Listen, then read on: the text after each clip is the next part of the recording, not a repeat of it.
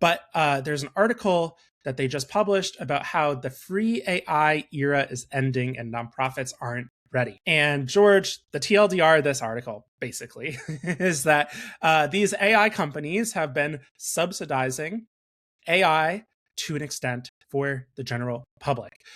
Prices have been lower. There have been free tier access. They have been ad free. All of that is going to slowly change because the reality is, George, these mega companies worth billions of dollars, despite their value, are still losing money because AI is expensive to operate and run.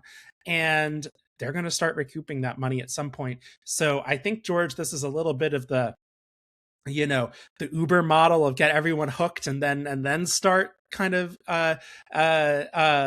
increasing the price situation. And the article makes the argument that nonprofits should prepare for this by pooling resources, potentially engaging with local or community nonprofit networks to start figuring out ways to build resilience as AI both becomes more expensive, but also increasingly integral into our processes, our operations, and so forth. So kind of a cautionary tale.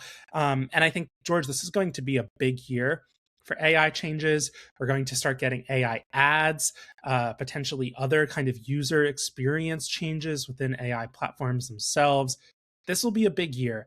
And this is important for nonprofits to pay attention to. I think this story by Philip Alla, and Philip is the executive director of the Center for Augmenting Intelligence at the University of Detroit, Mercy, is so prescient because this is exactly what we are seeing. And he just puts it into words at like this critical moment where, yes, the free lunch cannot last forever.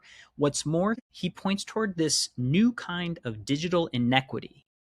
And he's immediately pinpointing the fact that access to top tier token intelligence is actually something that is going to be tantamount to inequality and going to have to be something that you pay for, plan for.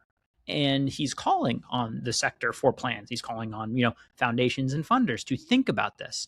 At CauseWriter, this is something I think about a lot because we're generating 2.5 million words per day for good for nonprofits. And we have a number of free tools that we put out there. But I'll be honest, with those free tools, I use tier 2, less expensive models because it's bleeding money into these APIs.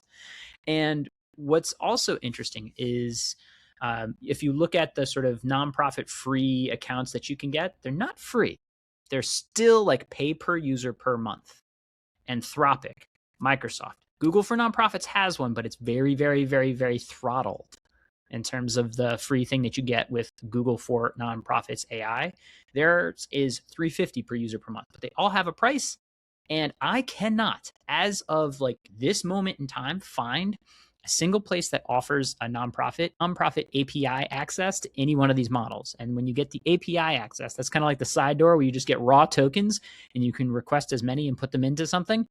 That does not exist. And there's a reason it doesn't exist. Because the truth is, if someone gave me that fire hose, I could create a platform for nonprofits that would let them create content for free at scale in like an unmetered way.